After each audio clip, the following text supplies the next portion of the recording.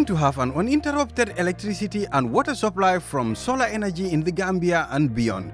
Worry no more, because Solar Enterprise will provide you with the solutions at reasonable cost. We have experienced personnel who can install and advise you about your electricity and water supply with a warranty period. We have good quality solar products from North America and Europe. We provide services and sell products to individuals, organizations, institutions, private offices, communities, and government. These products are solar panels, batteries, charge controllers, inverters, water pump, water heaters, freezers, submersible pumps, and general solar accessories. Visit our stores at 48 Kairaba Avenue and Brusubi Highway, or you can call us on 7657 479 980-8483, 340-9400 or 635-9906. Jawo Money Transfer Bureau de Change, your go-to option when it comes to money transfer. With Jawo, you can send money from anywhere in the world to your family and loved ones in the Gambia and be sure the funds will be delivered to them within the shortest time possible. For your convenience, funds sent through Jawo Money Transfer can be picked from all the banks and multiple other financial institutions, including Ajib Bank, Trust Bank, GT Bank, Mega Bank, Basic Bank, Reliance Financial Services, and Approved Services. Visit our head office at Brusubi opposite AfricMed next to Trust Bank Limited, or email us at info@jawomt.com. You can as well call us on 310-3050 or 310-3051, or yet still 733-0688. Our opening hours are 8 a.m. to 8 p.m. Monday to Saturday and 9 a.m. to 4 p.m. on Sunday. Jawo Money Transfer, your most trusted money transfer service where customer satisfaction is paramount.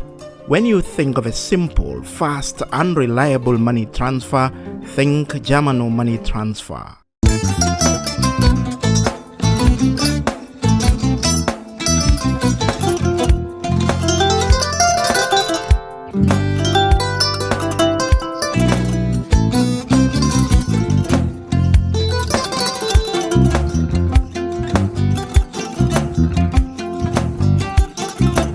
I get it.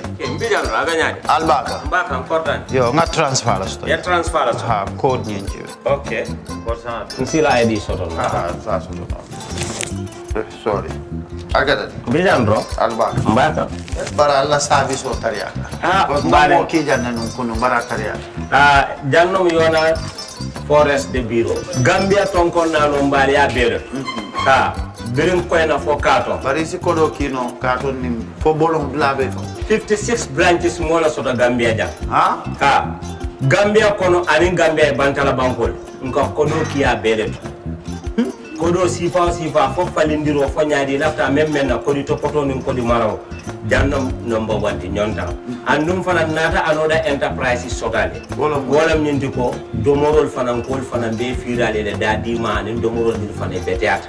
Gambia dawda yalo ngam fa kendol sotale je. Wo moyo diat.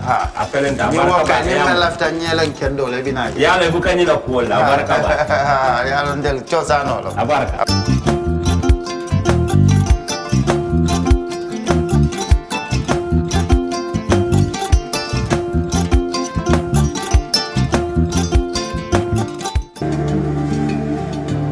Islamic microfinance is becoming an increasingly popular mechanism for poverty alleviation, especially for developing countries around the world.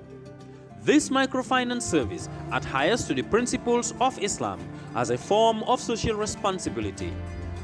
Yona Islamic Microfinance is the Islamic microfinance of choice in the Gambia, trustworthy and reliable. At Yona Islamic Microfinance, we provide savings products, current accounts, financing products in conformity with Islam. In addition, Yona Islamic Microfinance also offers local and international remittances, Takaful Fund, management of Zakat, management of Awqaf, trading and investment, and building of strategic partnerships to bring financial services to the doorstep of the poor with donor projects, madrasas, youth organizations, women groups, and farmer organizations. Make a choice with Yona Islamic Microfinance today. For more information on Yona Islamic Microfinance, call 377-2151 or 9832-151 or visit Yona head office at Tipa Garage, Bakote, or visit any Yona branch located countrywide near you.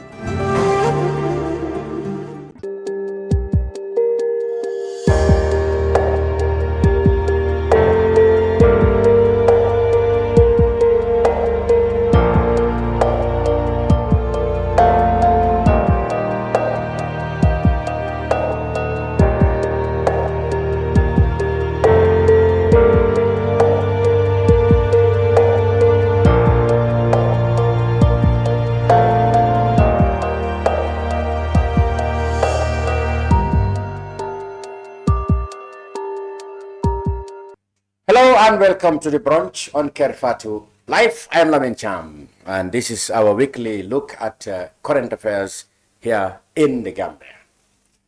Right, this week we will go back to the major story of the past week, which of course was the national dialogue initiated by President Adama Barrow and embraced by a large section of the Gambian population. From journalists to businessmen to religious leaders, politicians, civic society, and all what you have or have not. But what is the inspiration behind the initiation of this dialogue? What are the major takeaways in terms of resolutions taken there, and what will the outcome looks like, and what do we wish duty bearers to do with the outcome? That's what I want to discuss. And of course, we'll have one or two words about neighboring Senegal, where the developments there is rapidly progressing towards election, and of course the installation of a new president in the next couple of months, that is.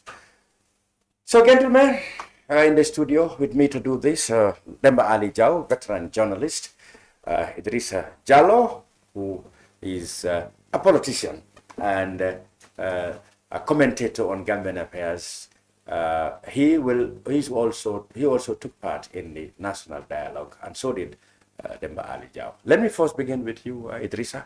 What, in your view, would you think led the government to come out with this idea of holding a national dialogue at this time? And how did you see the whole process and idea? And of course, you took part in one of the committees which came out with resolutions. Thank you, Mr. Cham. First and foremost, what one must interrogate is why a dialogue? What are the intentions? What are the supposed outcomes? If you want to take it from that angle, you will realize that it is important to have dialogue with your constituents, and that is the Gambian people. Without the dialogue, you will not be informed of their challenges and what you need to do in order to address those challenges. That said, I will look at the way the dialogue was organized. I think in all respects, one should appreciate that such an initiative has been taken. But at the same time, we must look at the adequacies and inadequacies of such a fora. Political parties were invited. Yes. Other groups were invited. Were they given the time necessary for them to really do research on the thematic areas that were brought before them, to really come up with informed decisions or informed positions that would really tilt this country towards progress?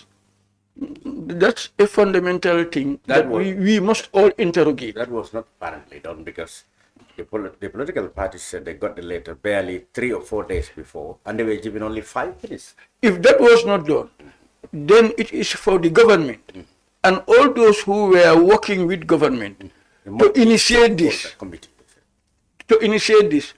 to make a rethink and try to improve on what they have already started. Like I said before, the intention, for me, I think it is good. But how it is done, would it yield us the results that we want to move our country forward? It may not, because of the lack of preparation of the participants in the dialogue.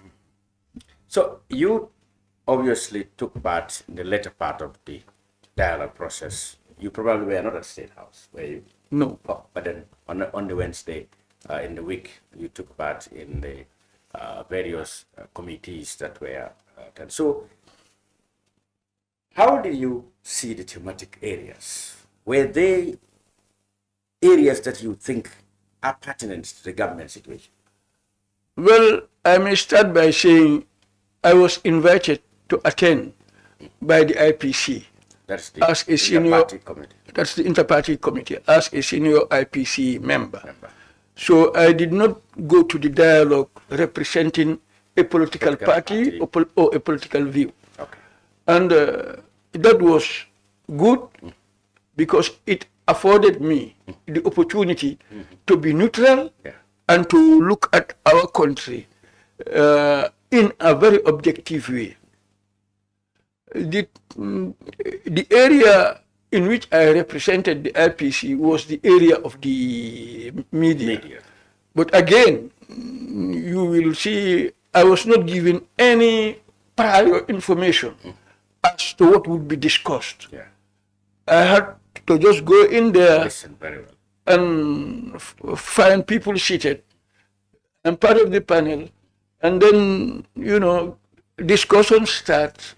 And here and there you chip in because you must use your versatility to be able to fit in here and there.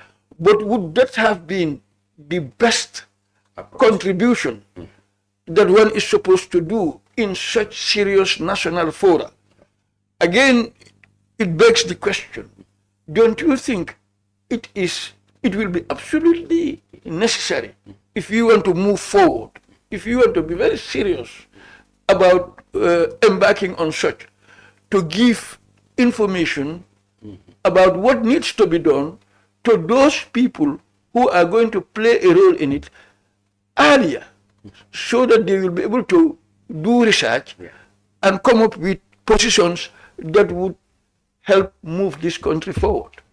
Okay. What do you think the duty bearers would do with the outcome? What would be the outcome? Because what they told us was that after everything, they're going to put this in a data and, of course, give it to the duty bearer, which is the government. And the government's President Barrow himself was there. He expressed his government's willingness to implement them. What would you like them to do? People said they are very poor in terms of implementing, resolutions or recommendations. They cited TRRC, Jane Commission, Faraba Commission, and many other committees or commissions that have been set up to look into things. People say the government's record is very poor on that. So people are wondering whether these recommendations that come from this national dialogue will be implemented. President, of course, said there's a willingness to do that. For me, I don't want to engage in speculations because what is not yet cannot be measured.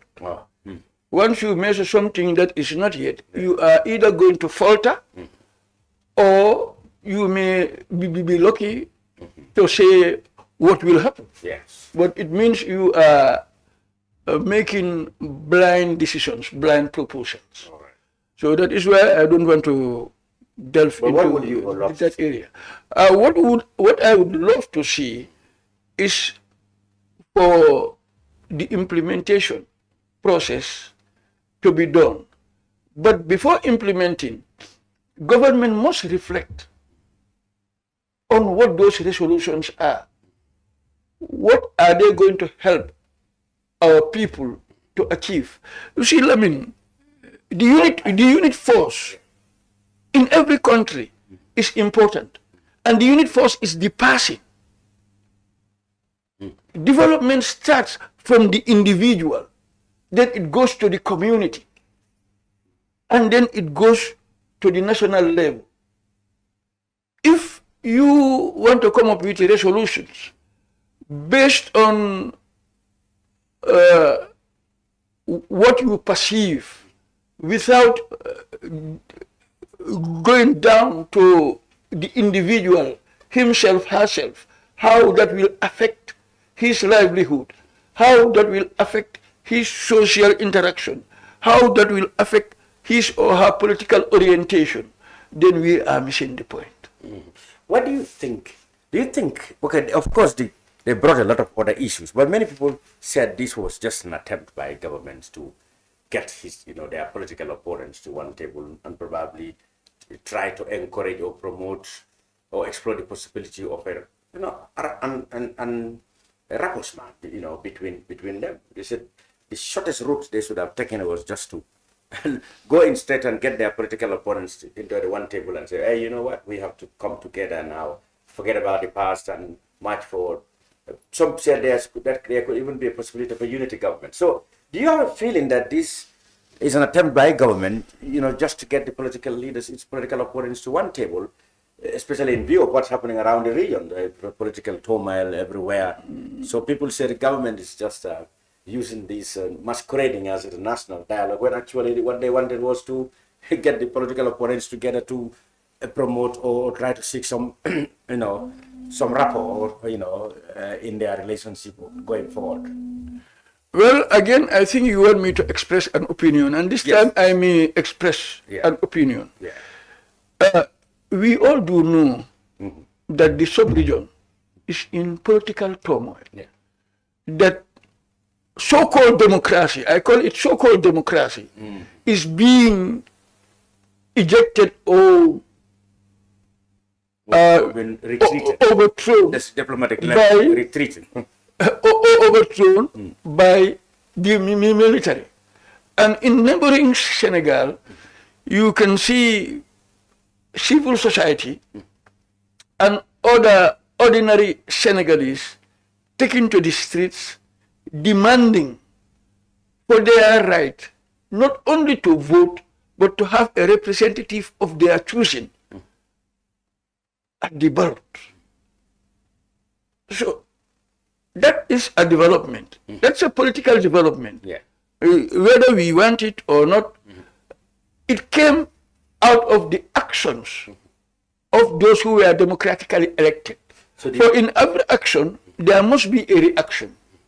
If you should take the people as ignorant people, people whom you are going to sensitize, people whom you are going to educate, people whom you are going to enlighten, forgetting that you are from those people, you must try to enlighten yourself and the people together. You march in unison.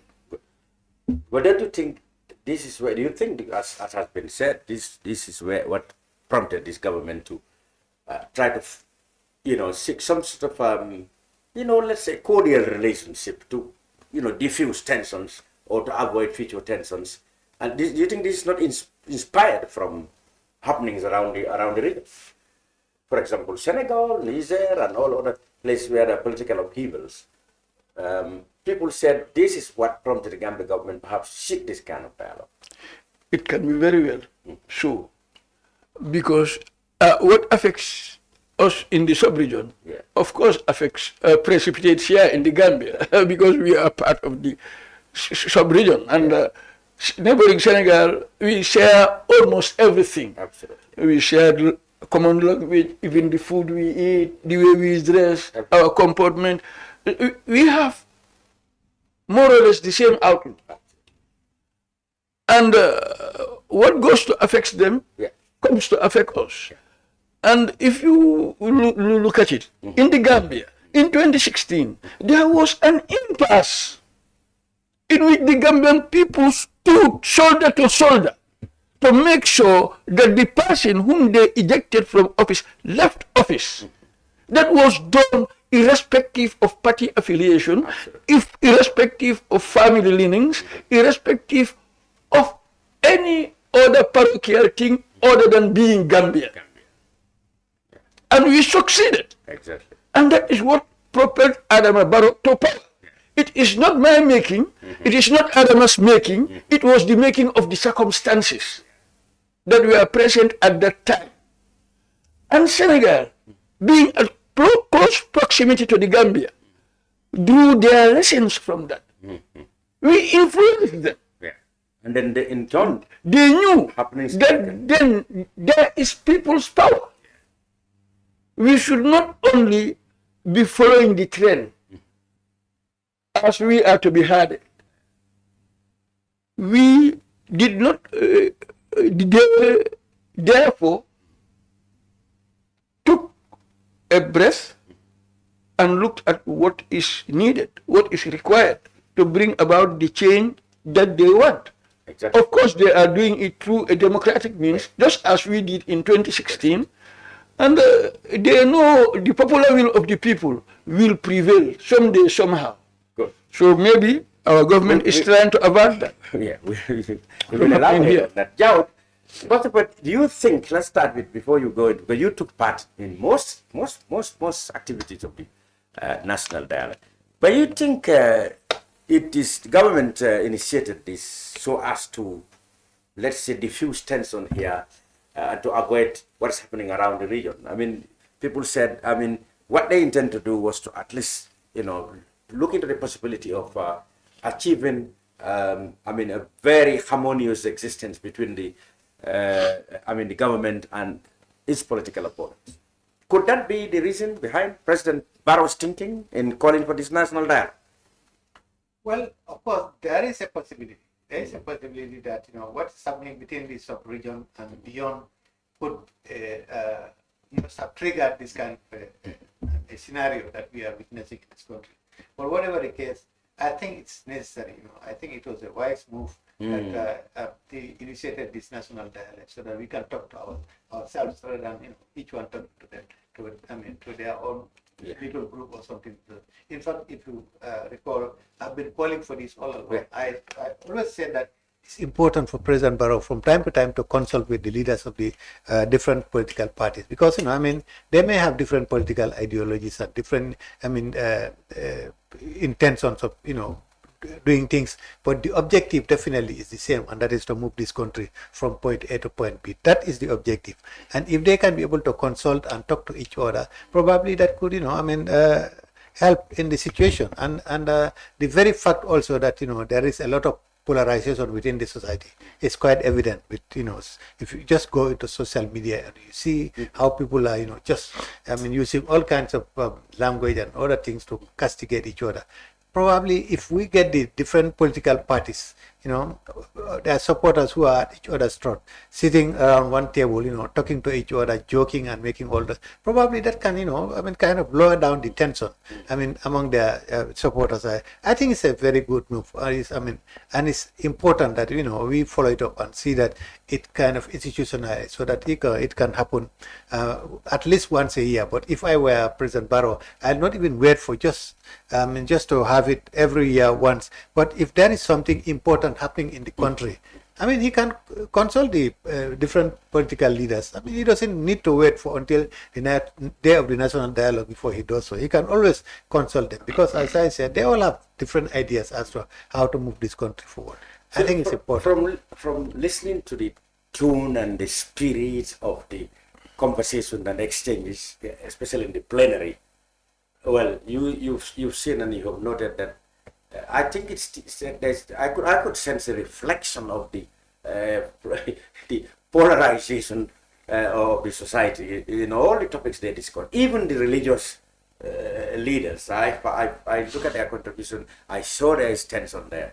The political leaders, when they come to exchanging on matters like electoral reforms, the safeguarding of the natural resources, and national resources, etc. I could see tension and a very clear demonstration of the very strong and different positions.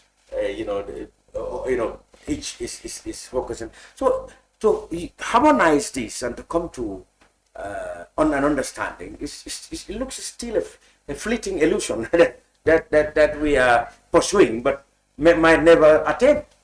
Well, I mean, of course, that is understandable. This is just the beginning, and we have a lot of lessons to learn from the process itself. I mean, if you're starting a process, we don't expect to get everything perfect at the very beginning. It is definitely a process, and as you go along, probably you learn from the little mistakes here and there, that you make. But I have confidence that I mean, the tensions are there. I mean, definitely it's there. We can see it in the air. But probably if we continue talking to each other, I mean, they would kind of be minimized somehow. As I said, there are a lot of lessons to learn from the process. This is just the beginning, and I'm sure I mean, as we go along, probably we'll perfect it. Yeah.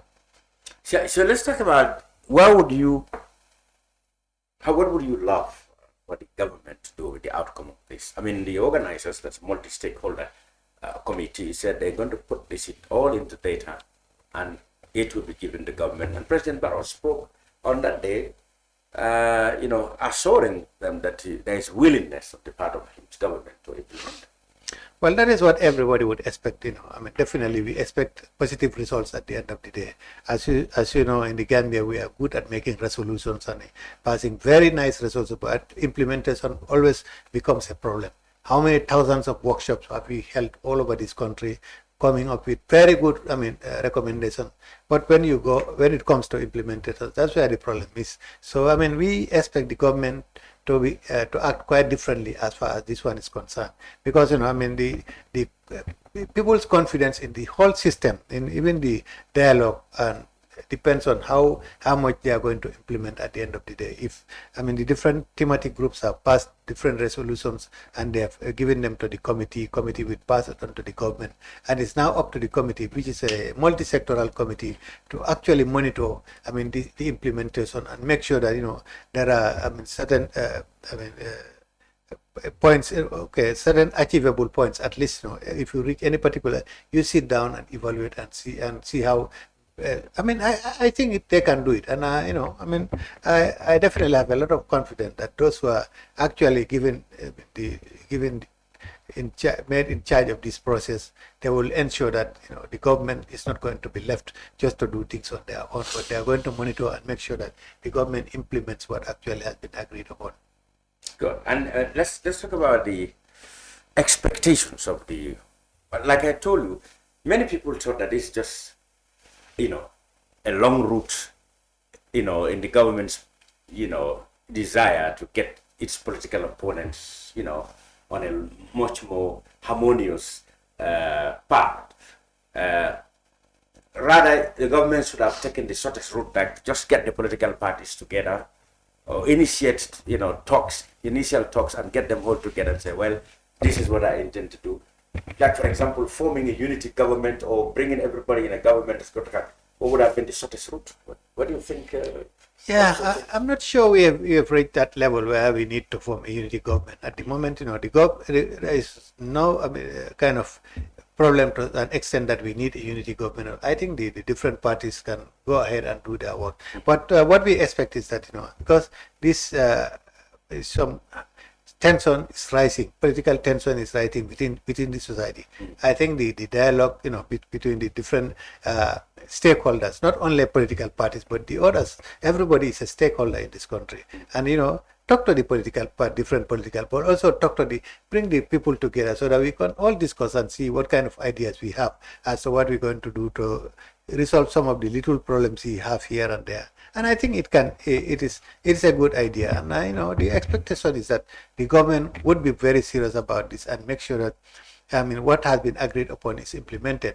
Probably not to the letter. Probably the resources may not be available. A lot of other factors may not give them the opportunity or the means to implement everything to the letter. But the very fact that the ideas have come from the people and this is exactly what we want, I think that's a good lesson to the government and to everybody else, that they should do everything possible within their means and within the available resources to make sure that they try as much as possible to implement some of those things that the people have wished to happen.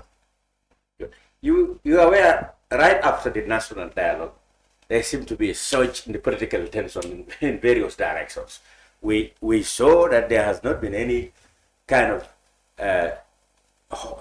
stoppage or reduction in the time of in the tune of the politicians across the divide in their exchanges.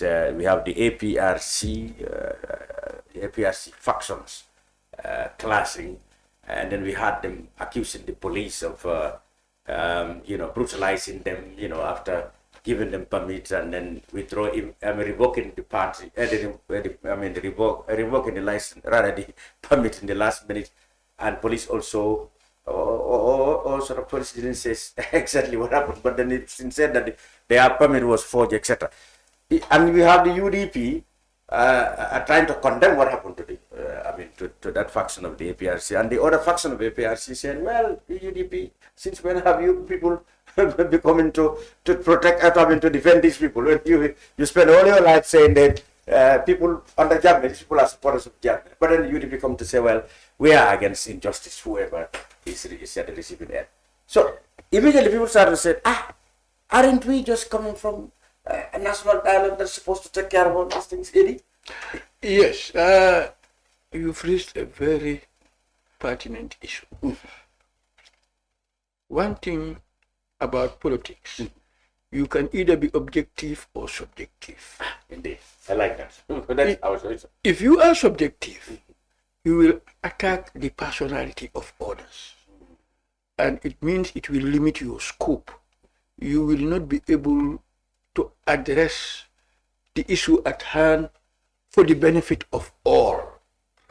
So when you are objective, you look at the cause of the problem and try to address that in order to ensure that such things do not repeat themselves.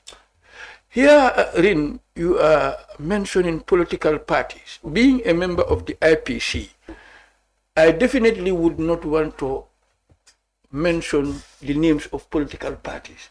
Instead, what I would want to talk about is the actions, or are the actions that were made by people from political groupings because of their political inclination. But let us look at it this way.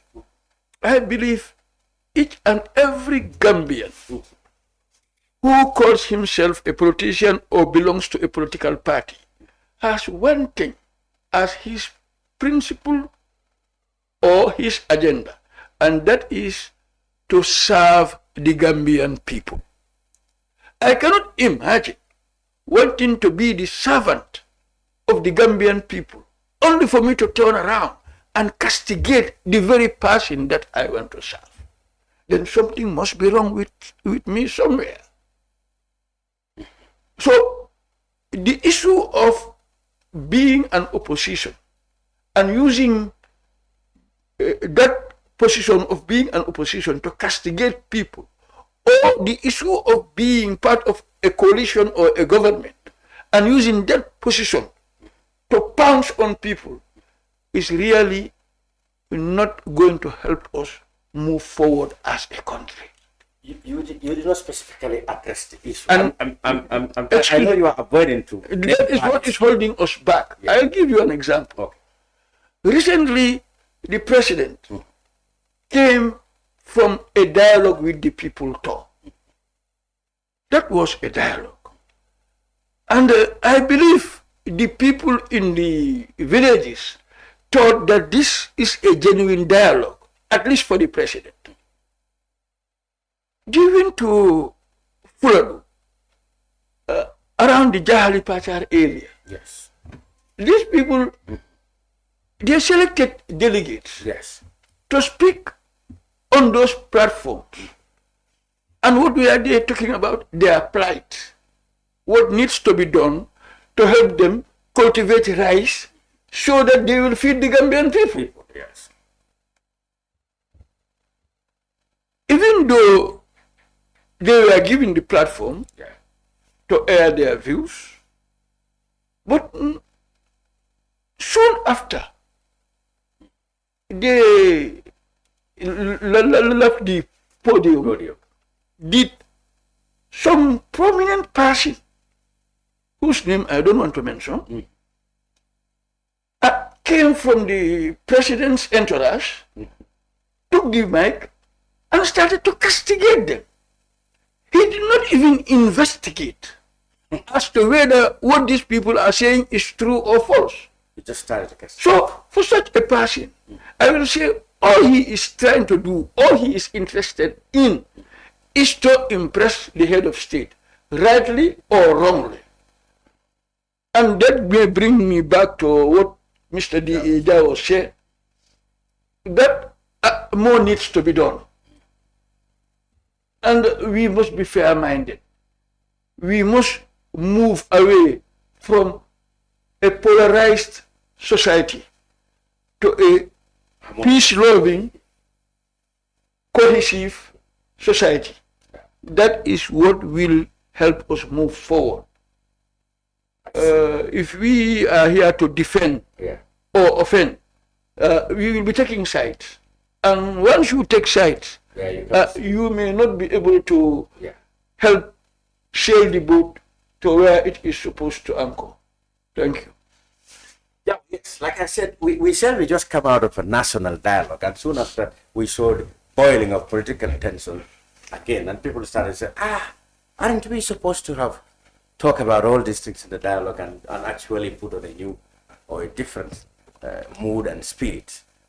What do you think, since you're supposed to be neutral, the various factions of the APRC and the police, what was your understanding of the incident?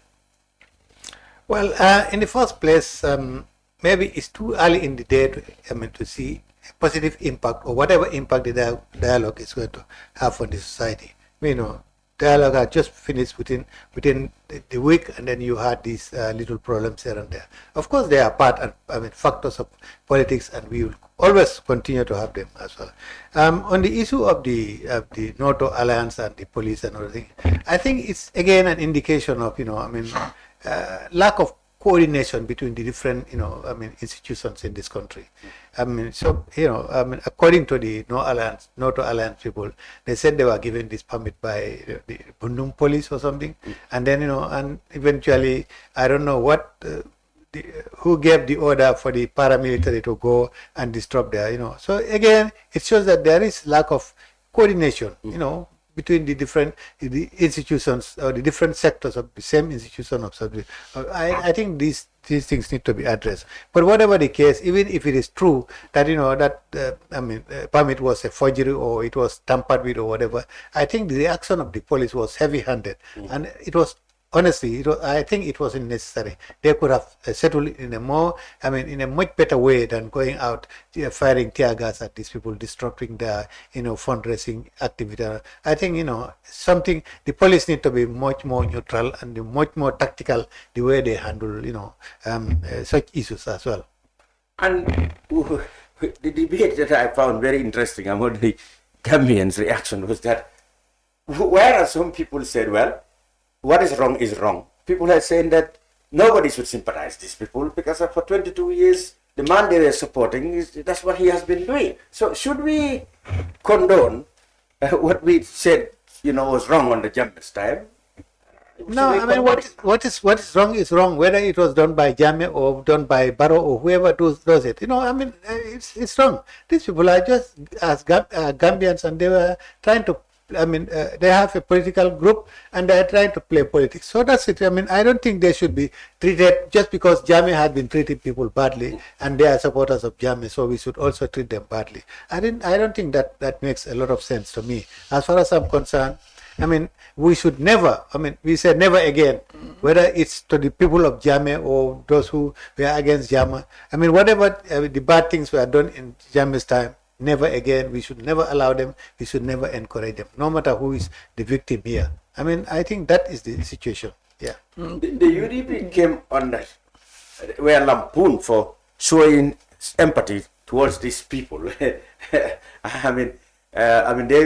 other faction of the APR said they have been hypocritical. It is because of their aversion to the government of the day. That is why they are accommodating somebody who has been your enemy for all these years. They said it's hypocritical, and they are the one now sounding the drum in support or in sympathy with these people. How do you find that? Well, I mean, they say in politics you don't have permanent enemies, but permanent interest. It's your interest that counts here.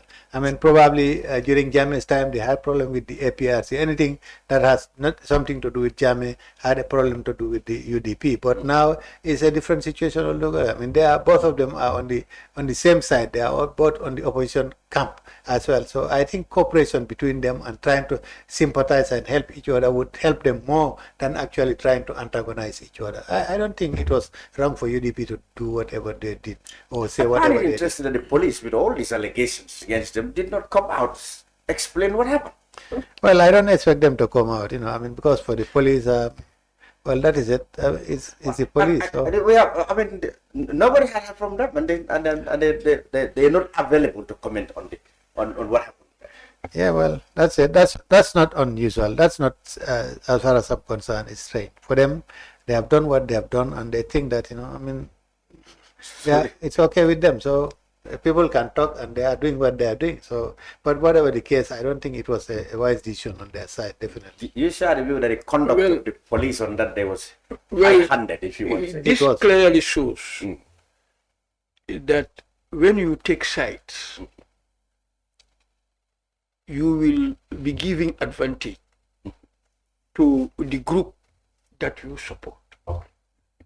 So be it the politician or the security officer, they should appear to be neutral.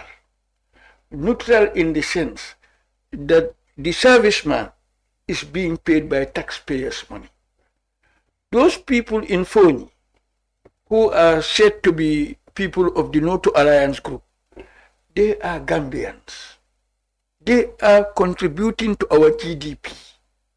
They have their sons and daughters who are working tirelessly day in, day out for the benefit of the Gambia, like those from any other region in this country. So they should be accorded the respect and the dignity that is due to every Gambian. That's what objective reality demands. And on the side of the UDP, which I definitely have been hesitating to mention, I think they did not do anything wrong. For if someone is being taken advantage of, you should go to that person's rescue, especially where you say you want to serve the people. It is for those who perpetrated the atrocities also to come out and apologize publicly in order to cement peace within and amongst ourselves. In this case, the police. So we should not be apprehensive. The first step that we should take, we should try to start a project of confidence building. How are we going to ensure that we come up with a confidence building program so that people from all the sectors, all stakeholders will have confidence in our democratic process and will know they will not be muzzled because they hold different opinion. And those also holding different opinion from the government, how would they comport themselves to the point that whenever they open their mouth and say things, it will be geared towards helping moving this country forward. I think that is what we need. Now, you see, if you listen to the tone of this APRC faction, you hear bitterness, you hear frustrations, you hear scary things that they think are happening in Foni. I mean, and they would they will draw inspiration of the present geopolitical realities of our country. The presence of Senegalese soldiers within the economic framework, the ECOWAS framework, that they said is not helping relations between them and government. I mean, they accuse the government of taking a blind eye to the activities or conduct of Senegalese troops who consider the place a restless area, an area they should tame, and in the process, some of the Gambian citizens are caught up in in incidents that are really, really scary and really, really unwanted. For example, the recent killing of Duabachi. For once, I've seen that even the Gambia government seemed to be remorseful about that, apologetic, up to the point that 1.something million has been contributed by the president towards his funeral and something like that. That case seemed to be a case that really is one that everyone seemed to agree that was really an incident that really should have been avoided, and was entirely the fault of the Senegalese troops. How do you think we can solve this? Because this is the only way to pacify the people of Fonyi is to find a way where they can live in harmony with West African troops, particularly Senegalese troops. And there's no simple solution to this problem. Yeah, of course, the people of Fonyi have reasons to be quite worried, to be anxious about what's happening, because as you mentioned, all these things which are happening between the Casamance and the Senegalese soldiers and the rebels in Casamance, Fonyi is bearing the brunt as far as the Gambia is concerned, and we've seen several incidents happening there with resulting to loss of life, and a lot of other things have happened there. So definitely they have a reason to be worried about the situation. And again, you wonder, why Senegalese troops, are they really part of ECOMIC? If they are part of ECOMIC, why are they posted in Fonyi and in no other part of the Gambia? So again, the objective, I think Senegal is trying to kill two birds with one stone, using ECOMIC to pacify maybe the Gambia, or help the security of the Gambia, but also to guard the security of Senegal by using their troops in the Gambia to kind of repel the Casamance forces, the rebels in the Casamance. I think that's it, and they are using Fonyi as a base, which is definitely a very good cause for concern for the people of Fonyi, because they are the people who are bearing the brunt of most of the problems that are happening there. So we can understand the situation why the representatives of Fonyi are so bitter and so worried about the situation which is happening. Yeah. To support and elaborate on your point, ECOMIC is a multinational West African force.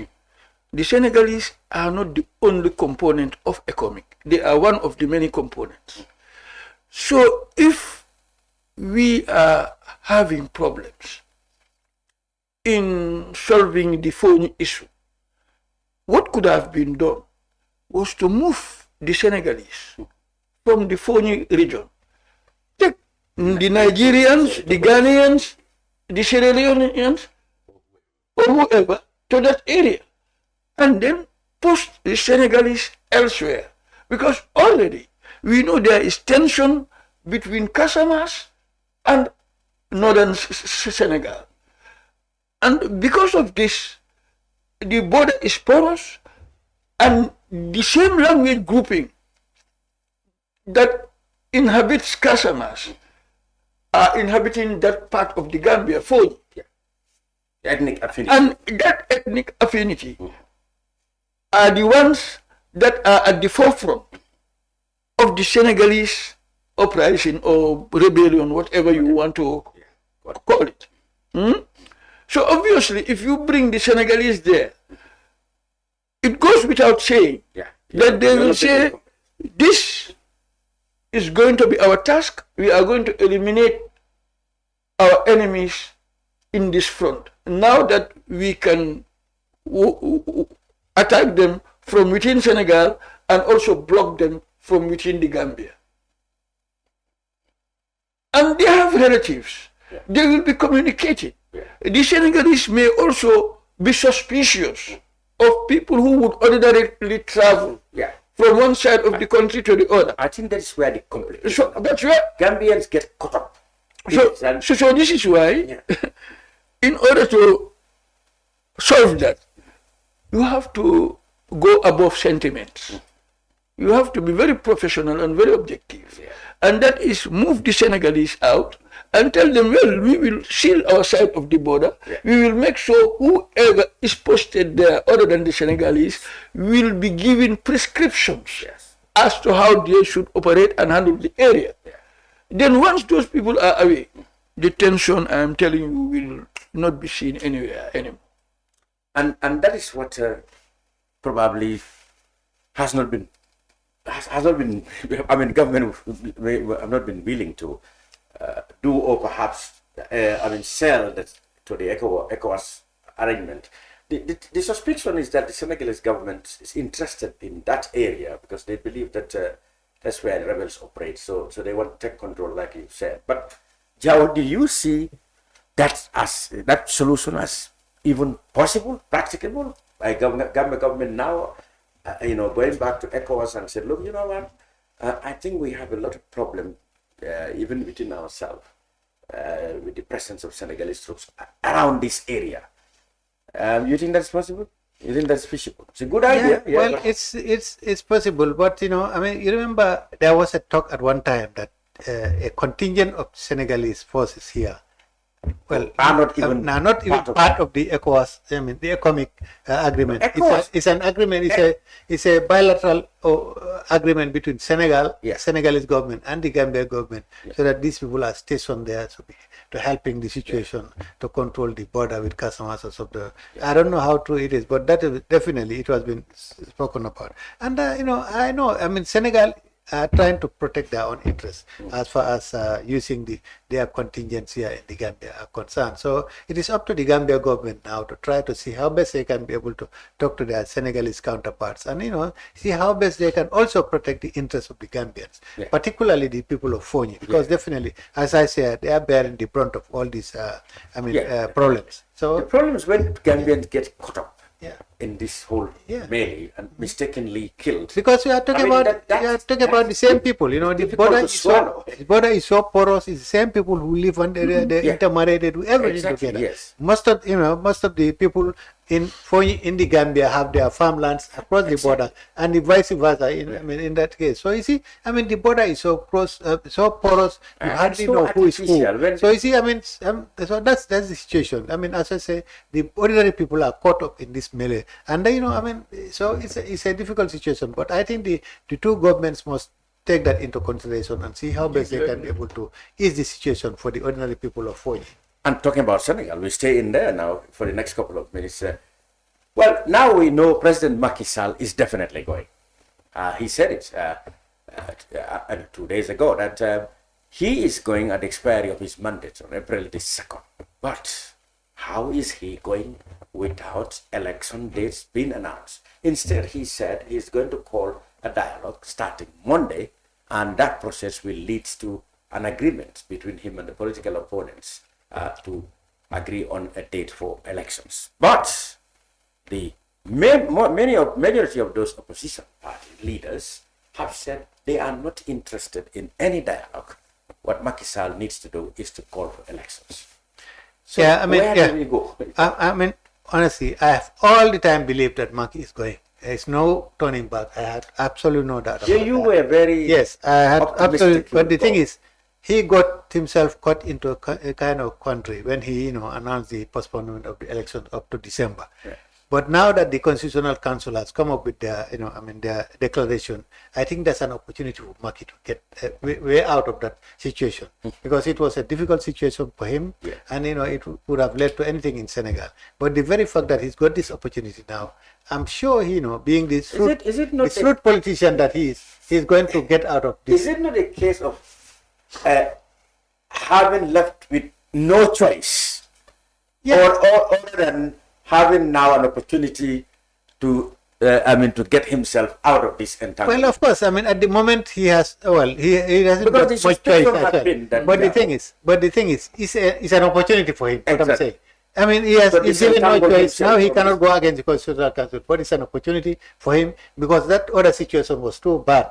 He should not have gone into that situation. But he went into it. Now the Constitutional Council have given him the opportunity to get out of it. And that's the situation. And he has already announced that he's definitely going to step down on the 2nd of April. Now, how is it going to be done? I mean, with this consultation that he's calling for Monday and Tuesday, I mean, I have absolutely no doubt that the majority of the parties are going, because the objective of this consultation. Friday afternoon. Today that they. Well, this program is recorded on Friday. Yeah, but excuse me. But the thing is, the objective of the dialogue is to fix a date which is agreeable to all the parties, but they are saying that. If we were to sit down and say on the 2nd of March or 5th of March or whatever, I mean, some may agree, some may not agree. But if you push them all together and they all agree on round the table, let's agree on this date. I mean, I think that's. But they are saying they are not going to do well, it. Today, Friday, they said. I've had others. Nearly 19 of them. No, because I had there are 19 altogether. I mean, in fact, there are 18 now. A good number set today. I mean, there are 18 now because the lady has withdrawn. I mean, but the thing is, yesterday I had this the other one, Mambo Jawo. That's Thursday. Yesterday after Maki's speech. Yeah. I mean, after then they were debating, and Mambo Jawo said definitely they are going to this, and I'm the other party leaders are also saying that Friday. What is held? But the thing is, it's in the interest of everybody. Let them consult and agree on a date which is agreeable to everybody. Okay. The objective of this consultation is definitely the date of the election and nothing else, because I cannot imagine Maki demanding anything else from these people. He's going and he's going, and the earlier they hold the elections, better for everybody else. Let's talk about the other one. He said, excuse me, there is a need for clarity here. Maki will be leaving. Yes, of course. That is a foregone conclusion. It said so already. But how many other unanswered questions are on the table? What are the Senegalese going to be confronted with?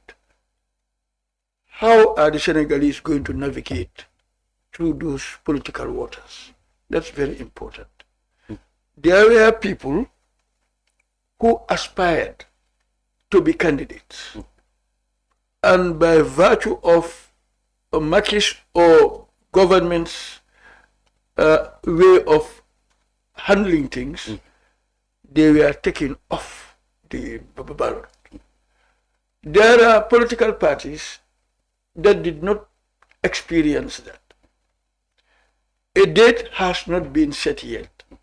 If Maki steps down, who is going to replace him in the interim? Well, the Constitution said this, in their case, the Speaker of the Representative. Okay, the Speaker will step in the interim. Will the Speaker, will the PASTEF, the party where Usman Sonko is from, wouldn't they raise the concern that Jomai Faye was brought in just as a substitute, as an alternate, but their principal candidate is Usman Sonko, and he's not done anything wrong, that he should be a candidate? And wouldn't that lead to another round of negotiations, yet delaying the election? I think it's too process. late. I think it's too late. It's too late, definitely. I mean, there is no way that they can. The process is on, and it must continue until election will happen. I think PASTEF have even scheduled for Jomai. What is also, I mean, likely to happen, because if you listen to Maki speak yesterday, he has alluded to the fact that there is a possibility of an amnesty for Usman Sonko and all the other things. And when that happens again, I mean, both Sonko and Basiru Jomai Faye would be free. Would be free. And there is, how are they going to go about their campaign then?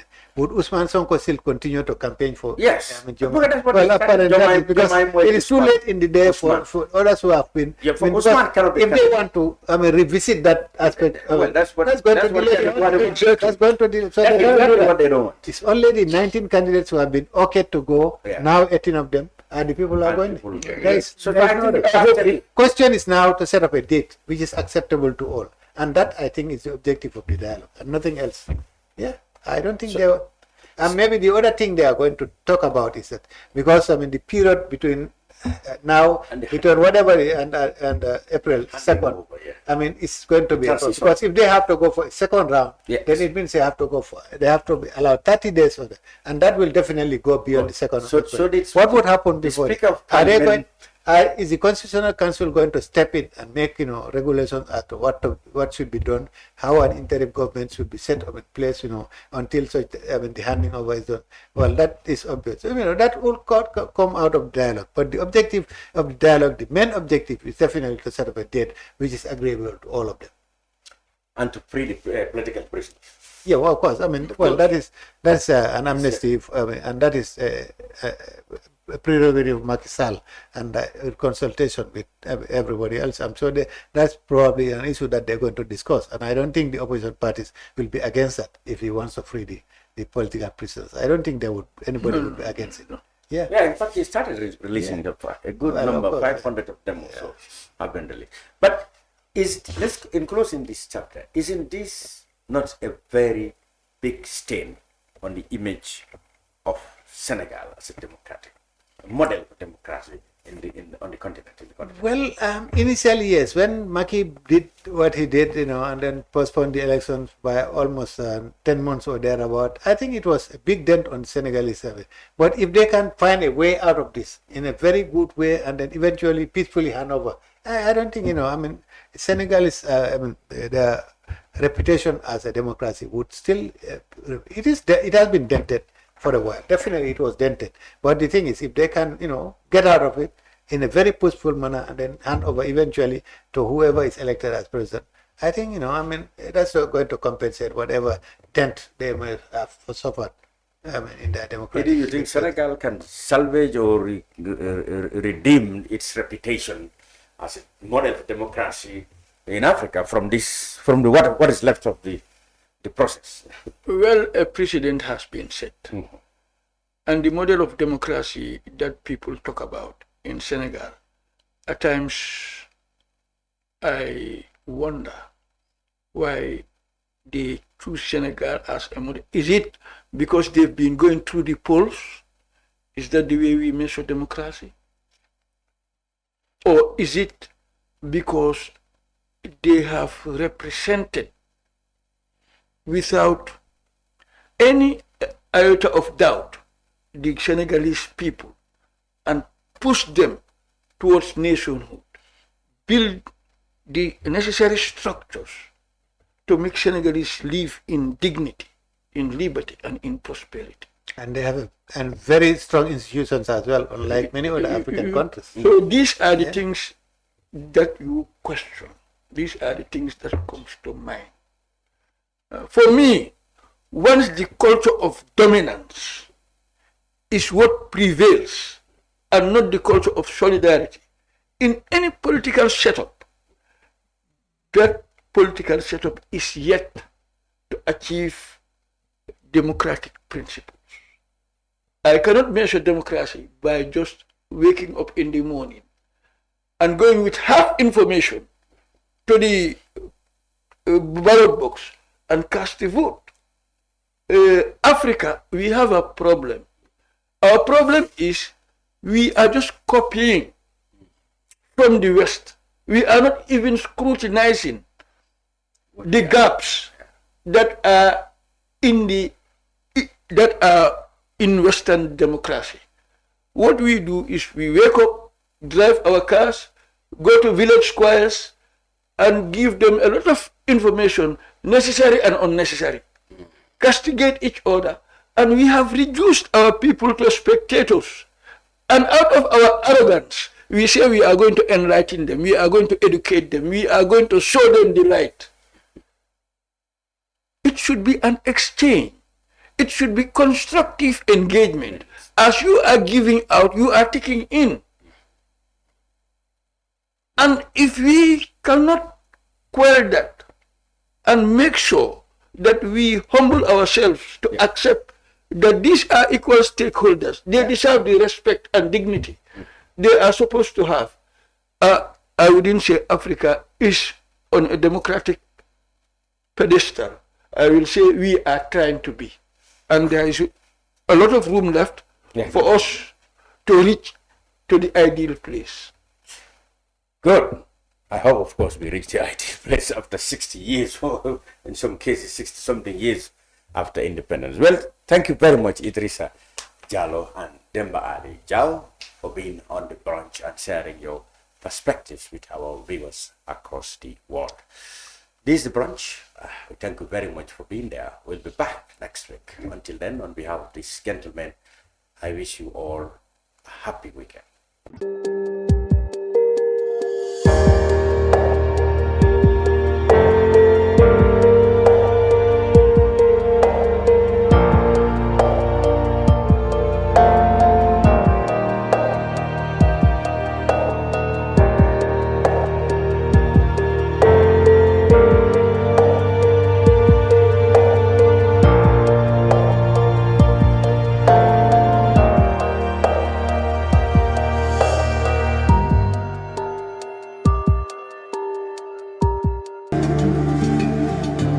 Islamic microfinance is becoming an increasingly popular mechanism for poverty alleviation, especially for developing countries around the world. This microfinance service adheres to the principles of Islam as a form of social responsibility.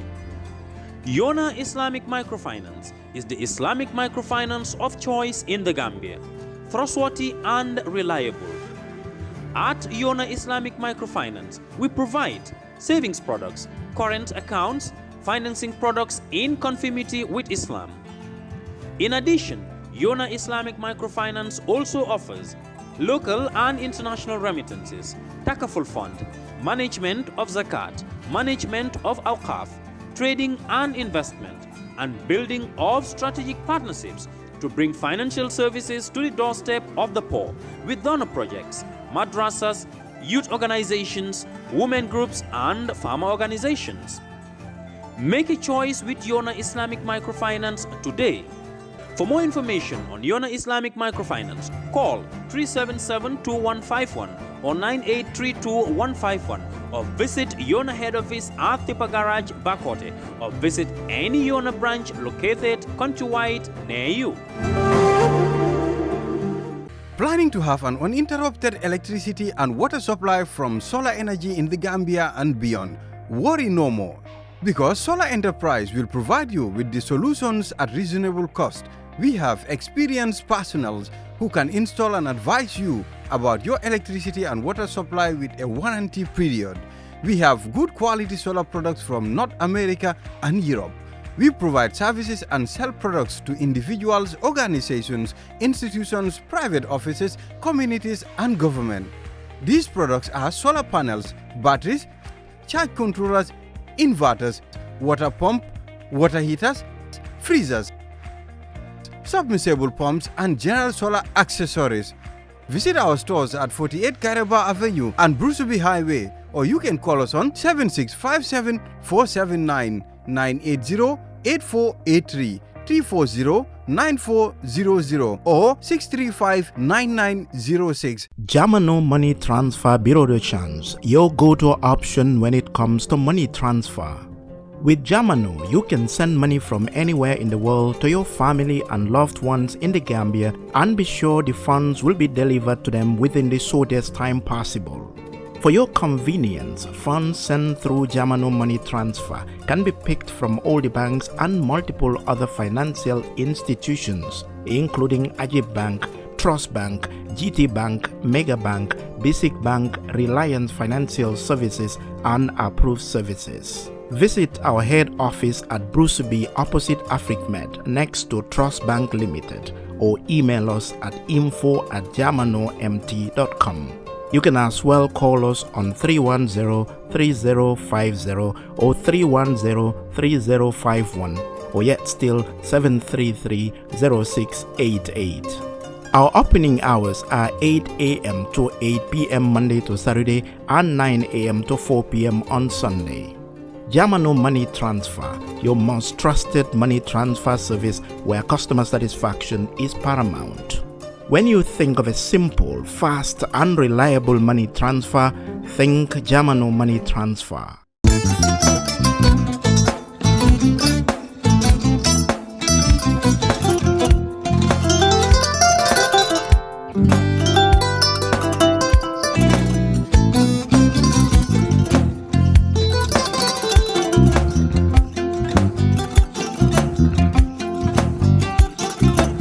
agada mbijan raganyadi albaka mbaka important yo nga transfer la sto ya transfer la ha code nyinji okay nsila id soto ha sa so sorry agada mbijan bro albaka mbaka bara alla service o tariya mbale ki janna nun kunu bara tariya jannom yona forest de bureau gambia tonkon nano mbali ya bere birin koyna fo kato bari si kodo kino kato ni fo bolon blabe 56 branches mola soto gambia jam ha gambia kono anin gambia bantala bankol nka kodo kiya bere kodo sifa fo falindiro fo nyaadi lafta memmen na kodi topoto nin kodi maraw jannom number 1 ti nyonta andum fana nata anoda enterprise sotale wolam nyindi ko domorol fana kol fana be firale de dadi manin domorol dir fana beteata gambia dawda yalo ngam fa kendol sotale je wo mo yo diat apelenta baraka ni na lafta nyelan kendol e bina yalo bu kanina ko la baraka ba yalo ndel ciosano lo baraka